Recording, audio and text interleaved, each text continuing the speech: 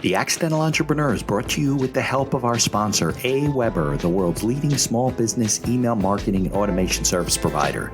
Since 1998, AWeber has helped more than 1 million small businesses and entrepreneurs through its suite of web-based email marketing, automation tools, and education. AWeber, the best option when it comes to marketing your business. The podcast is also brought to you by the Alternative Board. Since 1989, the Alternative Board, or TAB, has been one of the leading peer advisory and business coaching organizations for independent business owners and CEOs across the world. By facilitating peer advisory boards, private one-on-one coaching, and strategic planning services, TAB helps business owners improve their businesses in ways that change their lives. And be sure to connect with our affiliate sponsor, GSM Growth Agency. They're boosting e-commerce businesses to 6 and 7 figures in revenue and cover everything from ads and social media influencers to making your website better. GSM Growth Agency focuses on taking businesses from startup success to bigger success, going above and beyond to make sure growth sticks around. They're all about cool ideas, lasting partnerships, and making your mark in the e-commerce world. And be sure to support the podcast by ordering some logo merchandise from our online store. Listen to all of our sponsors' commercials later in this episode and follow their links in the show notes to learn more about their products and services.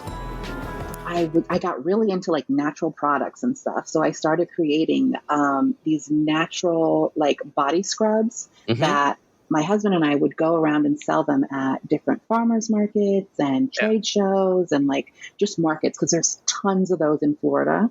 Right. It's just like the perfect weather, the perfect environment. And like that was, oh my gosh, it was amazing. Like, I just remember like, setting up my booth.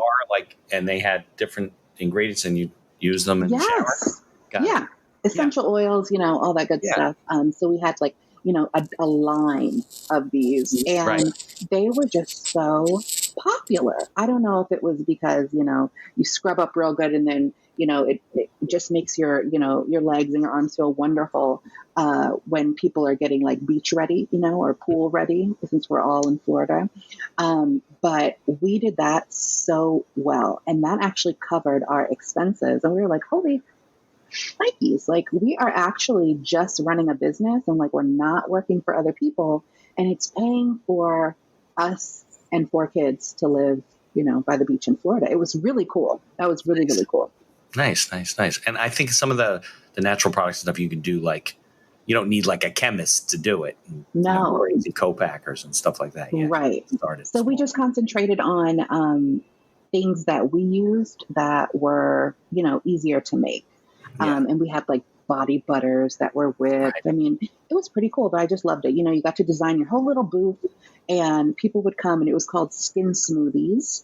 No. And they would come to our booth, and we had regular customers, and we would go to, different locations. It was just the cutest little thing. Now, what happened with that business? Okay, welcome to another great episode of the podcast. We have an interesting conversation with my friend Sharee out in Seattle, the Emerald City. We'll bring her on in a minute. We're going to talk a little bit about virtual events. That's her business. She's going to tell us her story. And I think virtual events is something that we really haven't talked about on the show before. And I think it's really valuable to a lot of people in growing their businesses. We'll talk about that. We'll bring Sharee on in a minute. And if you are listening on your favorite directory, be sure to leave us a 5-star review wherever you can. If you're listening, watching us on YouTube, subscribe, hit the like button so we can keep bringing you the kind of content that we are bringing you today. So let's get on with the show.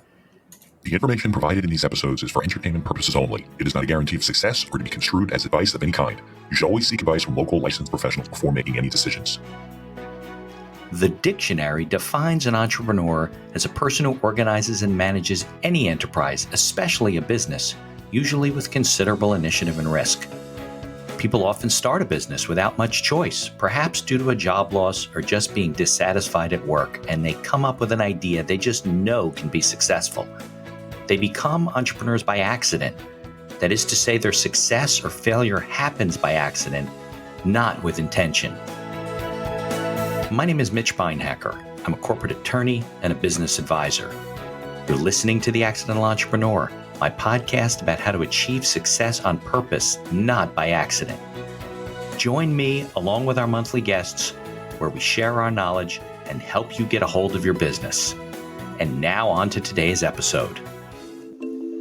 Well, hey, I'm Sharee Collier, owner of thesummithost.com, where we are all about virtual summits and virtual events. We offer done-for-you and DIY products and services to help make virtual summit planning and hosting stress-free and super accessible for anyone who's ready to summit and scale. All right, Sharee. So thanks for your patience. This way I don't have to do any video editing later on, so it's all played as we do it. You can hear me clearly? I can. Okay, good. But I'm excited to have you on because I know you're out in Seattle. The funny thing is it usually rains there and it's raining in New Jersey, but it is what it is. And to talk about virtual events and the business that you've kind of built around, you've built around helping people run virtual events. But why don't we go into your background a little bit, your entrepreneurial background and kind of what got you to where you are. And then maybe in the second half, we can talk about tips and tricks and without giving away the farm to everybody, but to get them interested in summits and maybe even use your services. Does that sound like a plan? Sounds good to me. Yeah, Okay. Sounds good. All right. So let's hear about your background. Oh, so wide open, such a wide open question.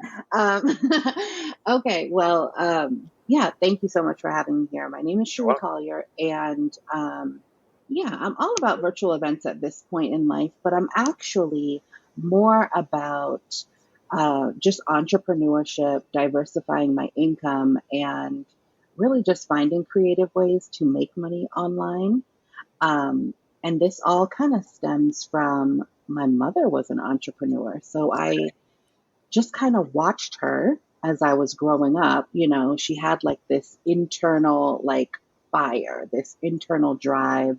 Right. She was kind of the hustler in the family. Like she always had an idea of something that she would be working on to produce income, put food on the table, And generate. it was harder then, right? I mean, it was harder in those Oh, days. yeah. Online virtual systems. We could just plug in Amazon and open up a store. It was I know. It's so crazy. I look back on like what I see as her start in entrepreneurship. And I like remember that day when we got that little CD in the mail that was like America Online. Yeah, I'm just Now, talking about that in another show, right? and now everyone's online. But back then Yeah. she wasn't, she had to do a lot of it just in person. I remember going to so many meetings with her. I started off as her assistant and I would come and like take notes. That was like my job. And it was like a gift and a curse, right? Gift, you get to work for your family business, your mother who's out here creating something from nothing.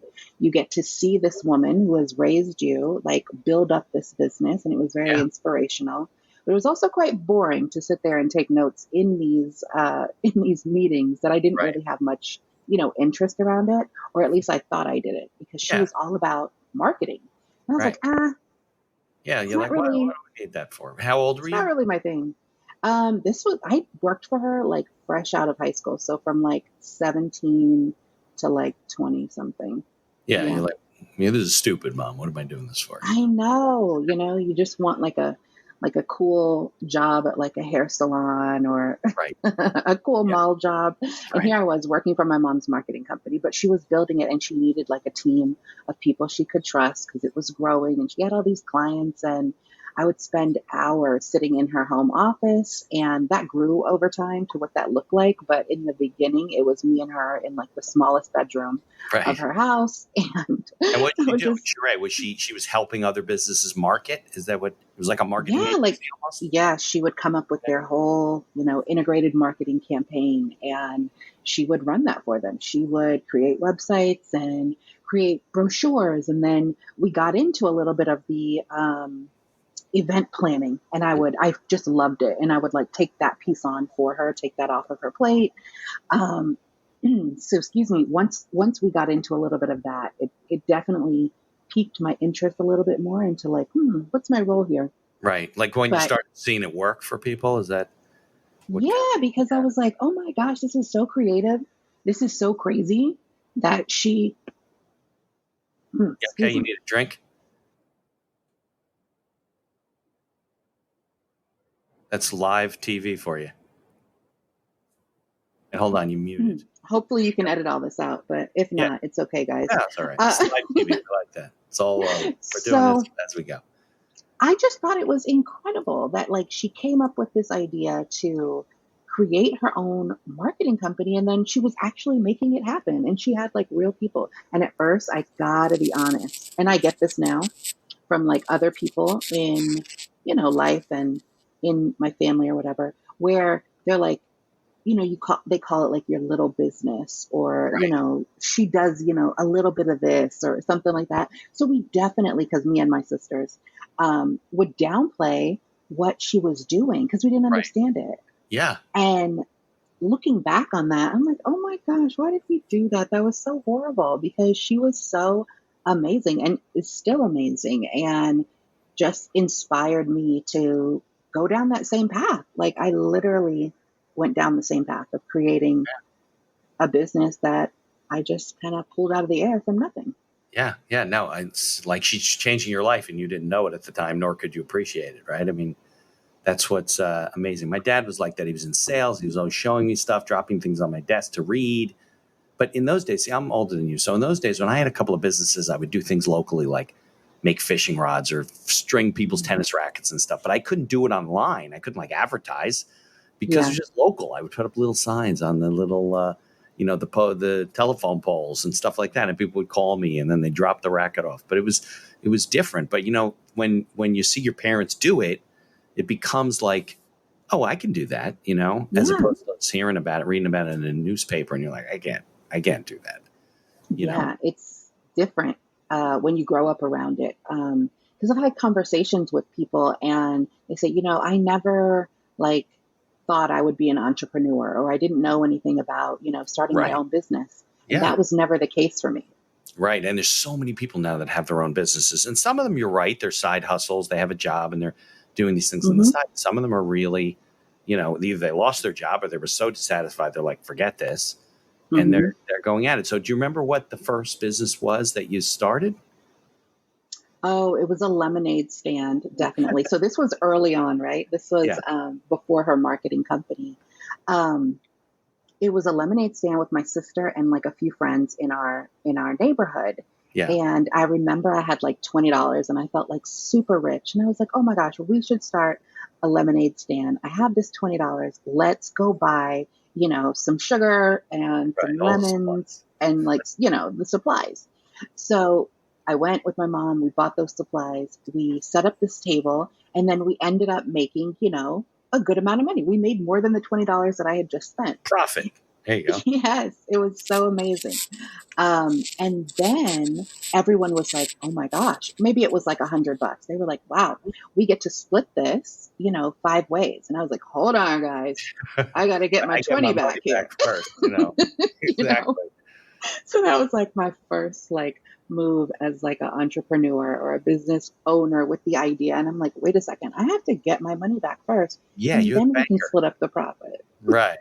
Exactly. Split up profits. You don't give them your money first, right? Yeah. But that's like cash flow. But after that, I mean, I've had so many business ideas and started so many different things. It's honestly hard to keep track. The other day, someone just reminded me of something that I did like early on. And I was like, oh my God, I did. I was like, I totally forgot about that, because for me, it wasn't something that was like sustainable or something that I saw long term. And I had like 2 hiccups with it. And then I was like, oh, I'm done. Like, this is not for me. Like, oh, I can't. So but yeah, I went on successful ones that you remember. Okay. So after working with my mom, I definitely started, an event planning business. Like I basically sprouted out from her, but then she just fed me all the clients. But I didn't have to say that I worked for her. It was my business. And, I got to make company events. Yeah. Yeah. Corporate events. Got it. So, and which was really cool because it was like your mom helping you get set up, which is what I hope to do for all of my children. You don't necessarily have to start from scratch. You don't have to figure out all these things. She's going to do this for you. And she spent her whole life learning it. And she's funneling me these clients. So I thought that was pretty cool. Then one of the most successful up until now was, or up until, okay, 2. So when we were in Florida, I Uh-huh. decided I got really into like natural products and stuff. So I started creating these natural like body scrubs Mm-hmm. that my husband and I would go around and sell them at different farmers markets and Yeah. trade shows and like just markets because there's tons of those in Florida. Right.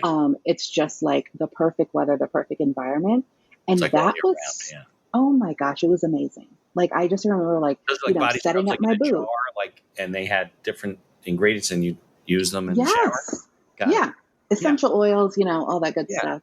So we had like, a line of these Right. and they were just so popular. I don't know if it was because, you scrub up real good and then, it just makes your legs and your arms feel wonderful when people are getting like beach ready, or pool ready, since we're all in Florida. But we did that so well. And that actually covered our expenses. And we were like, holy Nikes, like we are actually just running a business and like we're not working for other people. And it's paying for us and 4 kids to live, by the beach in Florida. It was really cool. That was really, Nice. really cool. Nice. And I think some of the natural products and stuff you can do, like, you don't need like a chemist to do it. No. Crazy co-packers and stuff like that. Yeah. Right. Started So we small. just concentrated on things that we used that were, easier to make. Yeah. And we had like body butters that were whipped. Right. I mean, it was pretty cool, but I just loved it. You got to design your whole little booth and people would come and it was called Skin Smoothies. No. And they would come to our booth and we had regular customers and we would go to, different locations. It was just the cutest little thing. Now, what happened with that business? What happened with that business? This is a good Yeah. question. Okay, so we decided, well, we got too big for our britches. This is what happened. We took the business that was super mobile and Okay. then we opened like a little boutique that was attached to like this natural holistic like healing center because they had an opening and they were like, oh my gosh, we're looking for like a retail establishment to occupy this space at our center. So we did that.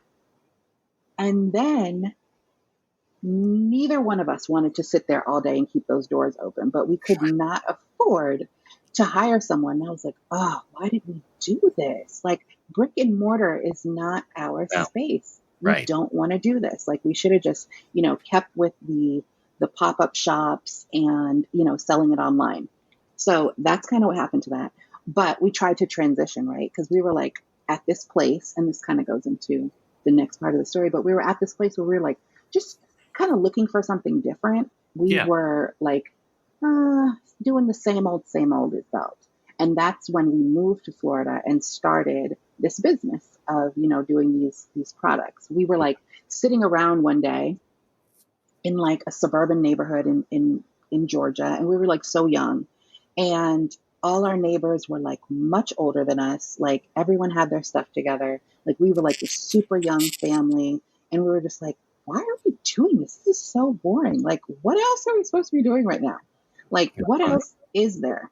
Right. And we came up with like 3 big adventures. So we were like, okay, what would be like something really cool, like cool ways to live?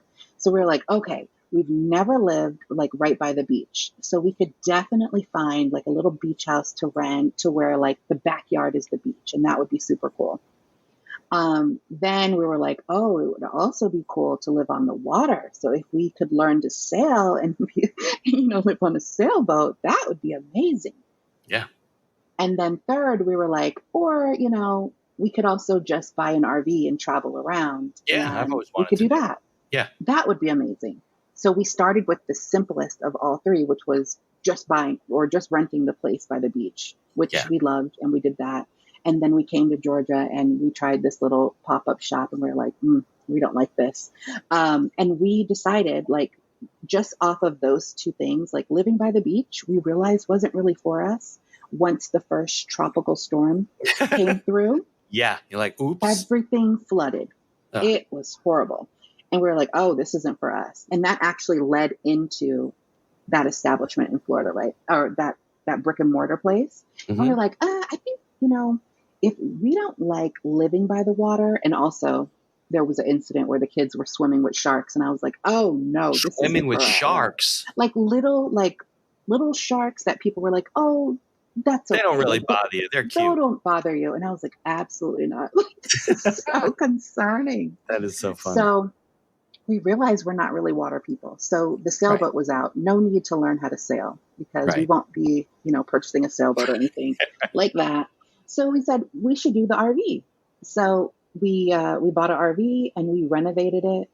And to say we renovated it is just comical because now people really renovate RVs. Oh yeah, they you don't see just this stuff on YouTube. These people that are like the van conversion, and they gut these things, and they nuts. We did no such thing. We painted it like a 70s yellow, and we put in some new cushions and called it a day. Like in the Partridge Family bus. You weren't in the tiny house bus, Yeah, it's so fun. Yeah, so we thought we were going to take that business on the road. I mean, it makes sense, right? Know. It did. We were like, no, the pop-up shops is where it's at. We'll just go to different locations, across the country. Like, of course, there's going to be, farmers markets, trade shows, all this stuff in other cities and states. So that was the plan. In the van? No one thought about that. Oh, yeah. No, that's not. That's really funny. It's funny because it sounds like you and your whole family, you're all like right brain entrepreneurs, right? You're creative, you're driven, you can't sit still, you want to do the new thing. But then actually writing it down and creating a business plan and saying, well, wait a second, where are we going to make this stuff? You would know that, right, if you did it. But you're excited about it. That's how life works, yeah. Yeah, we were very excited. We did not think about a couple different things. Where are we going to make the product? Right. How are we going to store the product? Because we had 4 kids and ourselves in an RV. There wasn't a lot of storage. So where are we going to keep this big tent? And I mean, it was just a mess. How big was the RV? Oh, it was tiny. It was like 20 something feet. Like it was tiny. With the 5 of you? 6 of you? 6. And then the last piece was we'd never even stepped foot in an RV before we bought one and decided to do this. Like we didn't know anything about RVing. So you gotta know where you can drive, where to stop, and how to hook up, right, and how to clean the thing, and how to all. We didn't know any of it. Like our parents were like, "Do you guys want to leave the kids with us? Like maybe you two go on this adventure, and you leave the kids here. They'll be fine." Because they didn't think it would last long. They were like, "We'll give them a month." Be back in a week. Yeah, right. How old were the kids? The twins were 2, and then we had a 5 and an 8-year-old. So what did you do about school? Would you homeschool them on the road? Yeah. So that was, the whole plan was just the craziest idea. And I couldn't believe 8 years later, we were still doing it. I mean, obviously we had. So you were on the road for 8 years doing these things? Well, but it's probably a great way to see the country, and the kids had all kinds of great experiences, even though probably looking back, it was nuts, right? But probably it was nuts. It was nuts when we first got started. But I mean, obviously we figured it out along the way. For 8 years, right, of course. But after the first trip, the business was out. We were like, nope, we're just going to do seasonal jobs. I love to write. I've always wanted to be like an author, living in Seattle, which is so funny. We live here now. So anyway, I would just write like magazine articles for like different RV and camping publications. And that's pretty much how we funded it. But it was not with the products. Wow. How many states did you visit? Do you remember? We did like 42, maybe 42. Almost all of them. Wow. Yeah. It was really fun. Yeah. We had a lot of adventures, and that's what we were looking for. So that literally was fun. Like setting up campfires wherever you go, right? I mean, because a lot of it's outside the van. You're sitting. Yeah. Oh my gosh. I used to call my husband, I nicknamed him the campfire caveman, because it's like once he was introduced to the campfire, which we really never had a campfire before. There was no need for us to have we never went camping. Once he was introduced to campfires, like he always had to have one going. Yeah. And I was like, what? No, it's like so primal. What is wrong with you? So primal. Yeah. You pull into wherever you're going. You want to get, that's the first thing you want to do, right? That's what civilization has, fire. So you got to get it going. Yeah. So something is going on with you. Yeah, I know. Like, is that funny? Because I mean, he wanted always to have a fire, which was fun, because that meant we were always outside, right? Yeah. He wanted to cook on the fire, which that was a fun new experience. One time, him and like one of the neighborhood like bachelors, like I don't know, we were camping at this state park, and there was a single guy, and he was just camping, and he just was always looking for like someone to do something with. Well, they team up and they decide they're gonna like make beef jerky like on the campfire. And it took so long. They were out there for hours. It was like And an how do you all do day beef affair. jerky? Is like dried meat. Don't you have to like hang it in the tree or something? You can't. That's pretty It funny. was so crazy. They That's had funny. to get the But fire there was a kitchen just also in the RV, right. wasn't there? Wasn't? Oh yeah. Yeah. And Yeah. So if it's raining, you wouldn't have any food or couldn't cook. So that's, yeah. yeah. Oh gosh, that was just so many interesting adventures. Actually, looking back on that, you're Yeah, taking me down it's memory one of the lane. things I've told my wife, like, I want to get like a Super C RV so we can travel the country. I don't know how I can do my law practice remote, but maybe I could. But every time I get these things in my head, like you said, what the hell am I doing? Like, I don't know the first thing about camping. I once went camping when my son was in Boy Scouts, and I had gotten sick, like pneumonia. So we didn't go. And in order to get his badge, we said, well, we'll camp out in the backyard. We didn't even make it the night in the backyard of our house. I mean, forget about. Oh wow. So we were going to go on these trips with the Boy Scouts, where they go to some island with the backpacks and they got to take a boat over there because you can't even drive. I was like, I can't do that. I'm going to die in the woods. I grew up in suburbia New Jersey. So, but you're right. You figure things out. I mean, that's. You do, and you have like, it's so weird though, because the camping community, I didn't even realize it was a community. It really is. Like people are Right. so helpful.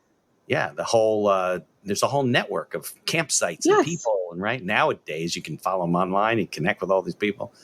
It's I know it has grown like so much. I remember like when we first, our first experience. We went to this campsite in Campbellsville, Kentucky. I remember Campbellsville, Kentucky. Okay, because we were like, we're gonna go work for Amazon. Amazon had a program that hired RVers to come and work at their fulfillment centers, right? For the peak season, like the holiday season. Oh, so you would come with your RV, so you could live in your RV, and they needed extra workers because they were so busy during the holidays. Yes. It's like a win-win, right? Yeah. So we go and we're like all juiced up. I've got the cutest track outfits. My shoes are just so amazing, right? They're like for looks, not for comfort. And then we get into this fulfillment center. And you're running around like a maniac, right? Oh my gosh, I thought we were going to be more like holiday elves. We were warehouse workers, and it wasn't a fulfillment center like what I thought. It was a warehouse, and it was huge, and my feet hurt. I couldn't even like pick them up. But the craziest part was these people had been the people inside of the Amazon warehouses, because Amazon had been doing this for like 3 or so years prior to us coming. They were so used to seeing a certain type of RVer, right? Because you're not going to find, well, in 2013, when we started this, you'd be hard pressed to find a young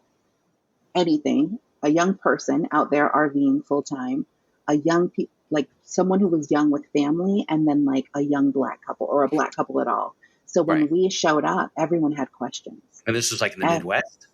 No, this was in Ohio. No, this was in Kentucky. Still, everyone had questions. Why are you guys doing this? Like, what made you live in an RV? And like, why are you here? It was so crazy. We had to answer so many questions, and we didn't even think about when we were like looking online and like researching, like, oh, people totally travel in an RV. We didn't even realize they were all like retired. Like they were all like, that's the people that do it mostly 70 plus. Yeah. So we just were like, all fan life online on YouTube and everything. They're all young couples. I saw a guy with 8 kids, and they're living on the road, and they can. Now it's much more like normalized. You see all types of people, all types of conversions, and they're all like living this awesome life. So that was cool to see the progression. But it was definitely an interesting welcome, I guess, that we had to the whole thing. So what got you into, and we're going to take a break in a few minutes, and then we'll talk about what got you into like the virtual summit business, or I know they don't seem, what I've talked about I don't doesn't see a even jump see it. from one. You don't Yeah, see it. It's no, coming. So yeah, I was working, right? So we were doing these seasonal jobs, and I had like, all these things to say about how to work seasonal jobs so that you could RV. right. Well, then I kind of transitioned into working for one of those magazines that was talking about seasonal jobs for RVers. So Oh, they were okay. like, oh my God, she's always talking about this. Like, let's hire her. So then I worked remotely for them. Nice. And, I kind of just started like growing from there. So I wrote a book, and I published the book on Amazon, and I planned events for that company and brought people together to learn basically, how to RV. That's what the So book was about: how to RV, live on the road, still pay your bills, that type of thing. the book was about seasonal work for RVers. Okay, got So it. it was called Live, Camp, Work. So all three I things like that that. you want to be doing Keep in love your running. RV. Yeah, like Yeah, that. live. So, we Keep were still traveling, okay. and we were actually coming back. We were traveling from LA to Seattle. We're on a Okay. road trip. The kids wanted to see this attraction, roadside attraction, that kind of looks like this Disney show called Gravity Falls, but Okay. it's in the redwoods. So you can't just go up I-5. You got to dip out and go on the coast and go through the Okay. redwoods, which, adds a few hours of travel. So we said, sure, we'll do it. We're on the road trip. This is what it's all about. So we make this decision to, add all these hours extra to the trip. And I took a spontaneous work meeting during this trip, and right before we got to the Avenue of the Giants, when we were about to lose service. And I just was like, oh, let me take this call because it might be something important. I took it, and I was fired in the car You on the what? road trip. I was fired That's what they were from, having the call with you about, to fire you? yes, yes, This was the magazine that had you writing for them? yes. So I So was you like, weren't paid like on freelance basis. You were a salaried person. yeah, Oh, okay. yeah, yeah. Okay. So I moved up from like, freelance writer to director of operations for that company. So I was Got it. fired from a for real job making for real money in the car on a Zoom call with the whole family. What Right year was before, this? this was 2018, I believe. Oh, it was before pandemic. Yeah. I didn't even know what Zoom was in 2018. No idea. We still used it slightly. Yeah. So you were one of So the original first remote workers. I think there was plenty of people out there using it prior to that. It just wasn't as popular, basically. Right. But why did But they yeah, let you go? Because they couldn't afford you anymore, or they? listen, that's a whole nother story. You know what? What it basically boils down to was like a conflict of interest. You, like, I'm writing about this lifestyle, and you bring me in and you want me to write about the lifestyle for you, but you expect me to not have this business that I've built up over here, or this hobby that I've built up Got it. over here, Right. and that wasn't our agreement. So Nice. they were kind of put off by the fact that I just published a book. And I was like, wait, what? Like, Really? this is why you hired me. Like, yes, Right. it was such like a slap in the face. So Okay. I had all this time to think about what exactly I was going to do, with my life. That was my words. What am I going to do with my life? Jesus, like, what's happening right Well, now? you're young now, so it's not like this I is know, like but it was like such a, it was just a slap in the face. And it was yeah, it just always is so, hard. It always is hard. yes, that's very difficult. And then I had all these like quiet time hours now because I'm like, I don't want to talk. Like, what's Now, was happening? your husband doing something? He was working too? Yeah, he was basically managing what I was building over here. So he was doing that, and he was also still doing some of the seasonal work. So it just, we had to figure it out. So I had all this time to do it, and I said, geez, how am I going to monetize this audience? Because I had built up a pretty good size audience over here. It wasn't anything like huge or anything, but it No, was it was maybe, some people. yeah, like 500 to maybe 1,000 people over here. Okay. And I'm like, okay, what am I going to do? Like, how can I, monetize, energize, and like turn my hobby Yeah. into an actual business? And I just told myself, I'm going to plan a virtual event that answers the question that I needed the answer to, number one. And number two, that I had seen so many people posting in Facebook about. And that question was, how do you guys afford this lifestyle? Like, that's the question everyone was asking. And that was going to be the theme of the first virtual event. All right. So let me stop you there, because this is perfect time. We're going to hear the whole thing. We're going to play some commercials. People pay me a little bit of money to keep this thing going. And then we'll get into virtual events and how it started. So now it makes sense. I see the jump. Okay. All right. So I'm going to play this, and then we'll get back in a few minutes. Here's a word from our sponsors. Looking to market and grow your business? Or perhaps you're just getting started and want to hit the ground running? AWeber is the best choice for online email marketing and automation of your business. From maintaining a subscriber list to drip campaigns and landing pages, AWeber gives you tools and integrations that make marketing easy and fun. As our partner and sponsor, we use all their tools to promote the podcast and market our law firm. AWeber, the best alternative for online marketing. For over 30 years, the Alternative Board, or TAB, has built a thriving community of forward-thinking CEOs and business owners who want to radically improve their companies. Through unique combinations of one-on-one business coaching, participation in monthly TAB board meetings with other non-competing owners, a suite of strategic tools, and customized strategic planning workshops, TAB membership can deliver greater strength to your business and a better work-life balance for you and your family. All packaged in a streamlined and affordable service that the people at TAB invite you to try risk-free. Are you struggling with managing advertising due to a lack of time or expertise? Perhaps you're facing challenges in scaling ads for your store.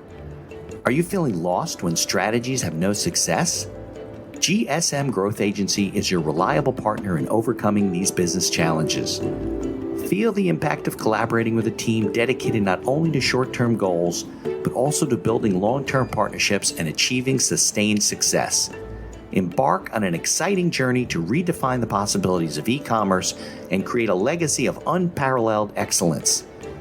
Take decisive action now. Follow their link in the show notes to receive a complimentary audit of your Shopify store conducted by a GSM expert. Propel your e-commerce game to new heights with GSM Growth Agency. Follow the link in the show notes to learn more about all of our sponsors. And now back to our show. All right, Sharee. So we were right at the perfect time where you were telling me living this crazy life. Although I got to say, it sounds fun, especially for kids, like living on the road and everything. But then you lost your job, but you are resourceful. I mean, I don't mean that as a compliment. It is a compliment. You are resourceful. Like, things don't wait, my son is calling me. Okay. Things don't really get you down. I mean, you're like, well, let's figure it out. And, exactly. So I would say that. All right. So let's talk about this. So you knew that other people had done these virtual summits, right? So that's where the idea came from? I had participated in 2 virtual summits. Okay. One was, I can't even remember what it was, what the theme of it was. I think it was entrepreneurship or nomadism. Yeah. And then the other one was a virtual summit, and it was called Full-Time Freedom Week. And it was about how to get on the road and live like in an RV. But it wasn't about working, and it wasn't about money, and not everyone wants to ask that question, Right. So this was more like, how do you work the RV, water tanks, or what to do with the sewage? Where should you park? It was like the fluffy stuff that you do need to know. But what I saw and what I needed the information about was, how the heck is everyone funding this big adventure? Yeah, how do you pay your bills? Yeah, because back then, like you said, remote jobs were like these gems that were like hidden. Right. And it wasn't like everyone and anyone was hiring for remote workers. So I was like, oh, this might be coming to an end shortly, unless we want to go back to doing seasonal stuff. And, that could have been an option. But I was just like, I feel like this is the moment, because I had seen people just in random Facebook groups, they were wanting to know how people were able to live this lifestyle. What do you do for work? How do you pay for this trip? Right. Like, what does your husband do? Those were the What are questions the that real people were answers? asking. Yeah, what are these real answers? And what I saw was people trying to answer it, like trying to be helpful, as some people tend to do on Facebook. Um, but it was a short answer. It was like Yeah. 1 to 2 sentences, if that, and they weren't well thought out. And I'm like, I really need more like insight about Right. this answer. This isn't the right medium. This isn't the right channel for you to be like, asking this question and receiving the answer. So I said, what if I could curate all this information? What if I could curate like 101 answers to the question, how do you make money in RV? And I just started from there. And I just, anyone that I saw online that was RVing, anyone that I had reached out to, worked with in the past, like the people that were, doing those RV events that I had already participated in. I reached out to them, some of their speakers, like, guys, I just need you to sit with me for an interview and answer the question, how do you make money in RV? And I just took it from there.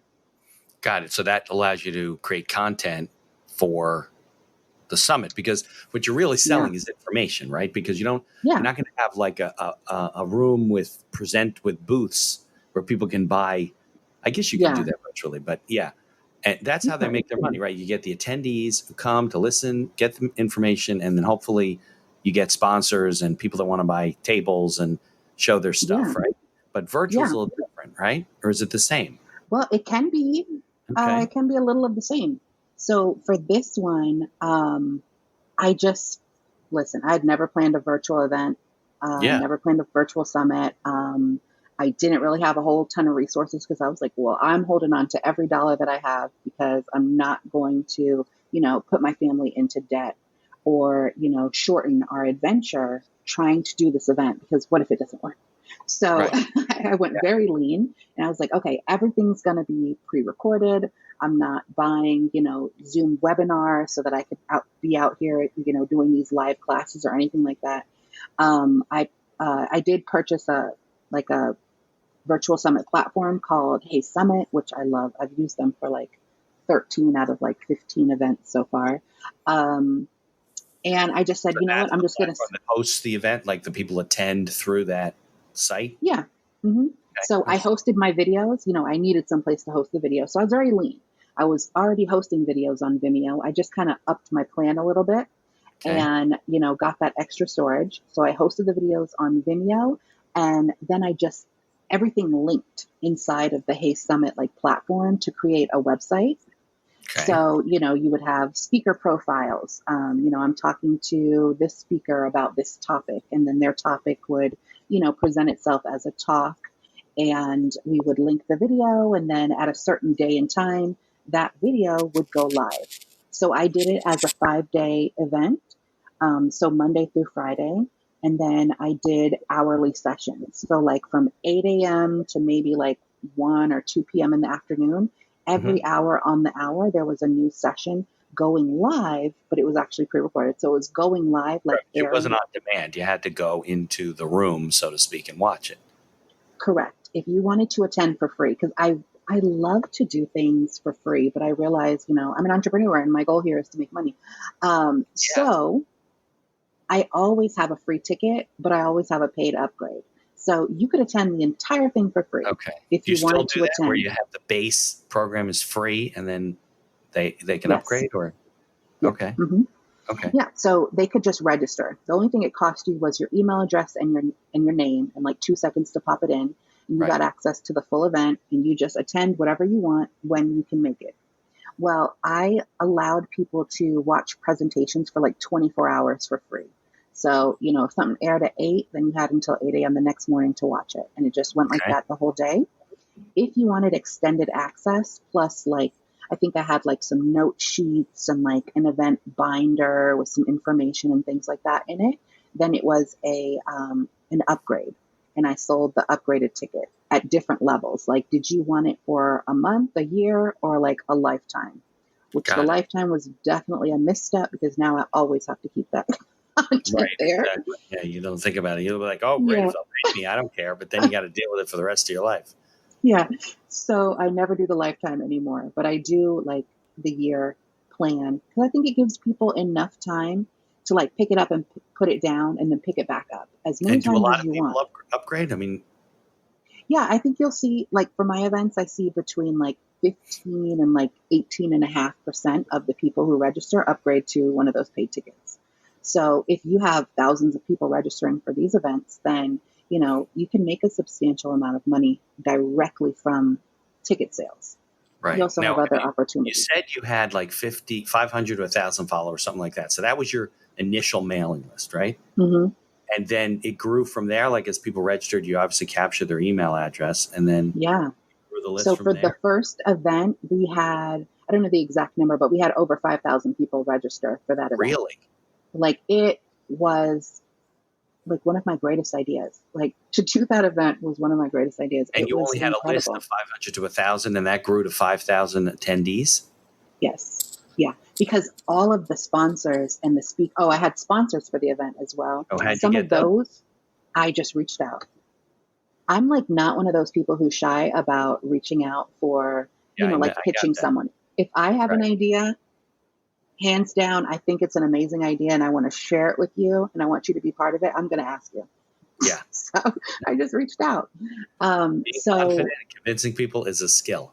right. Like, Big time. just be confident in what you Right. know that you can produce. Like, I knew, even if I had never planned one of these before, I was very confident that I could pull it off without the people on the outside knowing how chaotic I felt and what it looked like for myself and my family watching me. Like, you didn't need to see that part. You were just going to see an amazing event Yeah, by no, they any wouldn't know means all the necessary. chaos behind the scenes. You're trying to figure it out. They just know that the videos went up, the website was there, they watched the stuff. Exactly. Yeah, of Exactly. course. And So did you I make tell money this on your to, first event? Did you make money on your first event? 100%. Yeah. Yeah. 100%. We made over $10,000 by day one. Wow.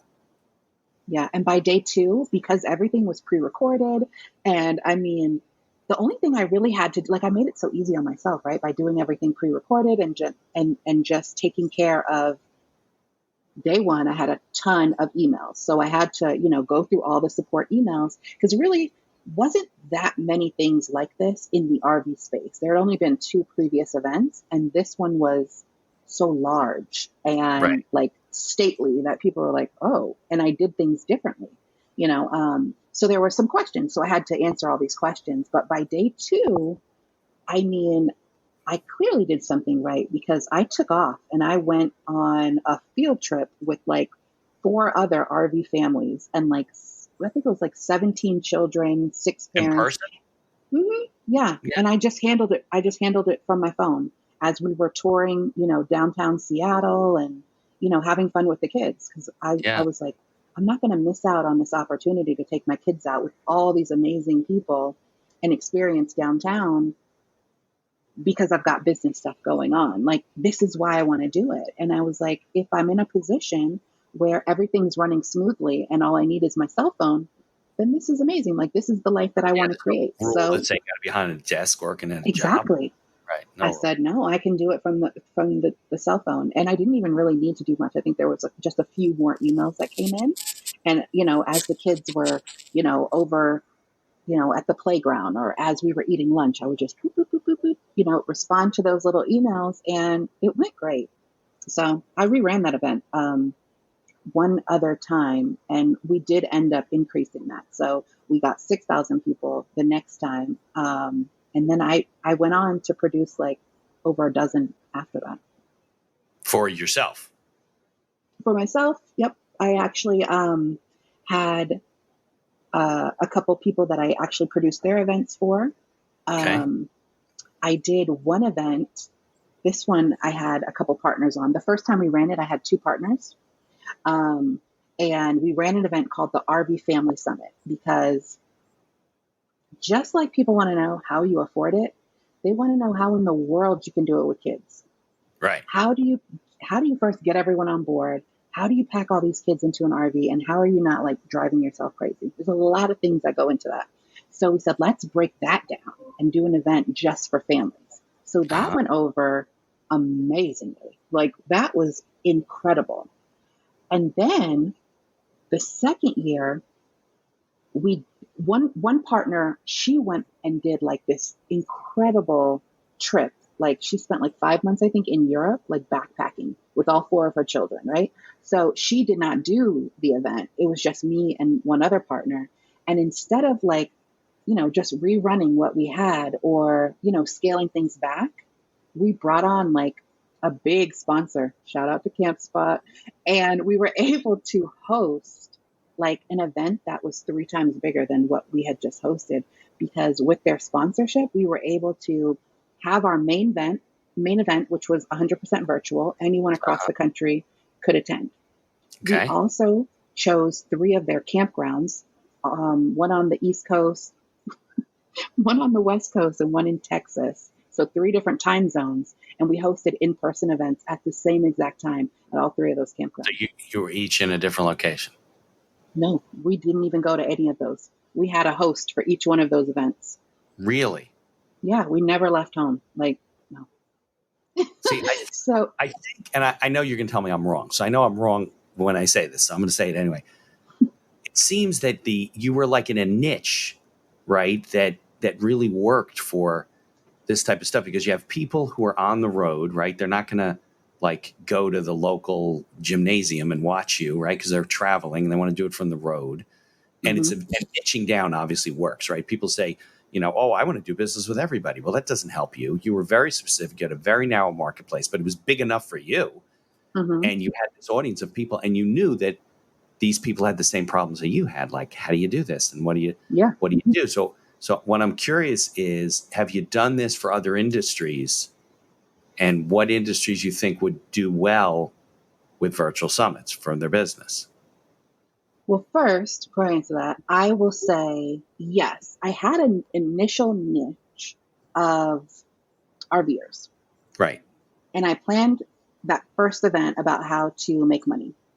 Well, I planned an event called the Van Life Virtual Summit for people who, wanted to live in a van, and they had, specific concerns. That was another, sub niche that I, isolated inside of the bigger van picture. life is even more nichey than RVs, right? These people literally 100%. live in vans, right? I know. 100%. It's like a whole life. Then we did the family one, and then we also did one that was strictly about, it was called Ready to Renovate. It was strictly about renovating RVs. So inside of that niche that I had, the RV industry, or RVers, full-time RVers, there were other subsets in there that I could, isolate and create content for. And by doing that, it grew, because my website, Live Camp Work, didn't talk specifically to each one of those groups. It may have had articles for each one of those groups, but it was like, it was more general. So by creating each one of those events, it grew our community on Live Camp Work to over 20,000 people. So by doing that, I was actually able to sell the whole thing earlier this year. As when you sold the whole business. That I sold Live Camp Work, I sold the courses, I sold the books. What are they buying? They're buying the materials, and they're buying the lists of people and that kind of stuff. Yeah. So we did an asset purchase. Yeah, of course. Yeah. So because I imagine, like, if you help me do a summit for the podcast for entrepreneurs, it would be too broad. Like, you know what I mean? Yeah. That would be something very specific and maybe it can be done for specific industries. Like, we're doing this for this group, but that's how I see it working, right? I think you have to start with the goal in mind. Like, for each of those that I did, there was a specific goal, like helping someone do what? Right. Like, what are you saying? And are you saying an entrepreneur needs to have a podcast to grow? Are you saying entrepreneurs with podcasts need to be doing XYZ, or they struggle with XYZ? You have to really identify what their problem is and what they're struggling with. And then the event should curate the answer for them. So you're always trying to get from point A to point B for them. Right.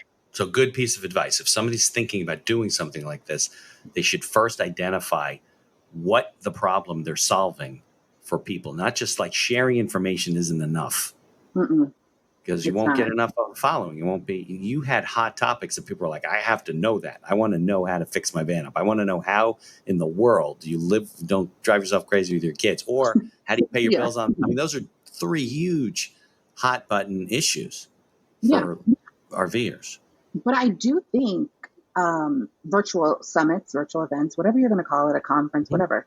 I think they can work in any niche. I think you just have to start with the right topic in mind, and You your do it topic right. has to be focused. So what other industries around. have you helped with your business? Or is that kind of on the horizon, like new? Yeah, so this is kind of open now. So, I've kind of doubled down into planning virtual summits, and over on the Summit Host, we have a signature event, which has come to be, and it's called Teach Me How to Summit. So it's Makes all sense. about Right. teaching people how to, what I say is summit and scale. Like if you're an entrepreneur and you're looking to scale your business and you want that full funnel model that's not like relying on like slow growth of like, oh, create a freebie, wait for 2 people to opt into your freebie, nurture them, sell them something down the road. If you're not trying to go that route, that's where Teach Me How to Summit comes in. That's where a virtual summit comes in. Because the other route's like a very slow funnel. It's slow. Right. It's slow. And I think that's where a lot of entrepreneurs like get frustrated, step out of the game. Yeah. Right. Or just quit and go back.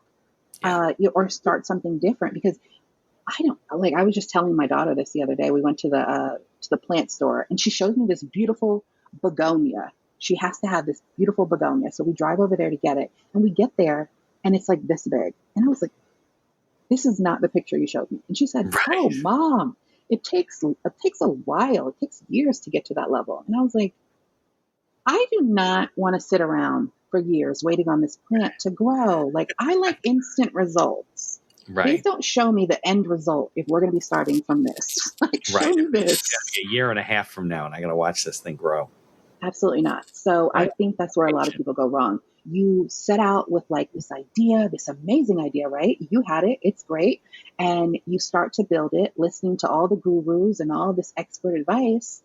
But they're showing you like their today when they've been in business for like 10 years, and you're starting out day one, and you're expecting to see those results. Right. That path is so long. I really don't have time for that. So anything that I do, I will launch with a virtual summit first to accelerate it. Yeah. It accelerates it. Like, who are you talking to if you don't have an audience? Grow your audience with the virtual summit. If you have nothing to launch after your virtual summit, that's totally fine. I've done tons of events, I think a dozen, that did not have a signature offer to launch on the back end. The event was the big deal because I was just trying to grow my audience. I wanted thousands of people to talk to as opposed to hundreds. Right. And I wanted them to like know who I was, be super engaged, like really be into the content that I was going to be producing moving forward. And it was the perfect solution for that. Very good. Well, you have me intrigued, and I'm sure you have a lot of the listeners intrigued about how they can use this tool in their business and learn about it. So how do they interact with you, learn about you? I know there's the summithost.com, right, which has tons of information on it. And what are you also on LinkedIn and you're on all the social media platforms? I'm so bad with social media. Don't look me up. Just go to the summithost.com and send me an email. Respond to my email. Show notes will be the summithost.com. And I saw you have all kinds of stuff on there. You have resources. You have tools that you use. I mean, you're very open about it. A lot of people are like, why would I put that? Then they'll do it on their own. They don't. People don't do it. Well, that's the thing. We talked a little bit about this before we started recording. It can be a daunting like task to look at this whole event. Yeah. And it doesn't really matter how many blogs I share with people and encourage you and inspire you to do the thing. Right. You're not putting yourself out of business. No. If you're not set on the idea, and you don't have that game plan to move forward, then you're just not going to do it. So I honestly love putting out free content because I want to continuously inspire people to do it. But you have to take the next step. Like I can tell you how to get started, but you have to take the next step. So, right. And it just builds your reputation as an expert. It just it just helps and supports you anyway. So what does it matter? And I can't talk to my family about it. They're done hearing about it. So I got to tell somebody. All right. So I think I got to think about this whole thing and talk to you about it and see if a virtual summit makes sense to support the podcast and support the business advising I do. And, maybe I can expand that audience. So we will definitely connect outside of this. Do you want me to give you the first 5 steps on how to host a virtual summit? Do that. Can we do that on the show? Yeah. Okay, let's do that. I'm going to take some notes, and other people listening, they can pull their car over. Don't do this while you're driving. Don't do it. Okay, so step number 1, we talked about this just a little bit. It's choosing your summit topic, right? Right. This Very needs to important. this is huge. This is huge, okay? You need to know what it is you're going to be talking about for this event and what the big transformation is for the person you're hosting it for. So teach me how to summit. Our goal is to teach you how to plan a virtual summit. Get ready to summit and scale. Like, we want you to plan a virtual summit to skip all that slow growth stuff. That's our goal. Okay. Number 2, you're going to want to identify your audience. Again, very important with these two, because everything is going to keep coming back to these two things. Like, who are you doing it for? Is it for virtual entrepreneurs? Is it for any type of small business? Is it just for podcasters? Is it for, nonfiction authors? Whoever it is, just know who that is so you can speak directly to them. Sometimes for people who have been in business a while, you're going to have a general audience that you already know about. You could use that audience, or you could niche down, like I talked about, with, little subsets of it and talk more directly to them. Okay. Number 3, you're going to take that big theme and you're going to break it down into your topic sessions. So if I go with the road trip analogy, like where we start is day 1. And the final day of your summit is going to be our end destination, like Disney World. And every stop along the way is going to be one of your sessions that you're going to need a speaker to present on. Yeah, that's how you create your content, right? Yeah, that's where you're going to be having people learn it, okay? Because you don't want to be out there producing all of this yourself. Like, that's too much. You can do a couple sessions, but you want each topic to teach something that is going to get them from point A to point B, okay? Then once you have those topics, I said you need a speaker. This is where we're going to have to create a big list of people who can deliver these topics. You can match them up directly, like, topic A goes to this person, topic B goes to this person, or you can just create a giant list of people who talk about these topics and kind of match them up later. But you I have need a ton speakers. of people on the podcast. I have 300 interviews. Oh, yes. So you just match them up and say, this person can do this, 1, 2, 3, and you'll start to see a very clear picture of your event at this point. It's coming all together. And then last, you're going to have to choose a date. Like, you want to choose something that's 90 to 120 days in the future. And you want to make sure there are not conflicts with that date, personal or business. Or also, exactly. Also, I would try to avoid, especially if this is your first one, if other events around your topic have been planned around that same time, because it just makes promo and getting people in the door a little bit more challenging. So do a search and see what other things are kind of out there. Yeah. Okay. All right. So, and I think maybe we'll clean this up a little bit and put it in the show notes. And for people listening, write it down, and that's where you get started. But that's just getting you started. Like, that's just the skeleton of the event. There's obviously a lot of details that go into making this thing work, right? There is. I do have a summit planner that I can give to everyone. I can give you a coupon code. I can give you a coupon code. I like to call it 70 pages of goodness. Oh, you are so in luck. Look, I just published it on Amazon. This is the proof that just came out. The virtual summit planner on Amazon? Yeah. So I'll give you guys a copy of it. Okay, and great. It will, walk you through all the goodies inside. You can get the PDF version on my website. So I'll create that for you guys. Yeah, because then you'll be able to see, what's going to go in your free ticket, what's going to go in the paid ticket. Like, it'll just walk you through everything, and then you'll have a much better idea on if you even want to do it moving forward. Super.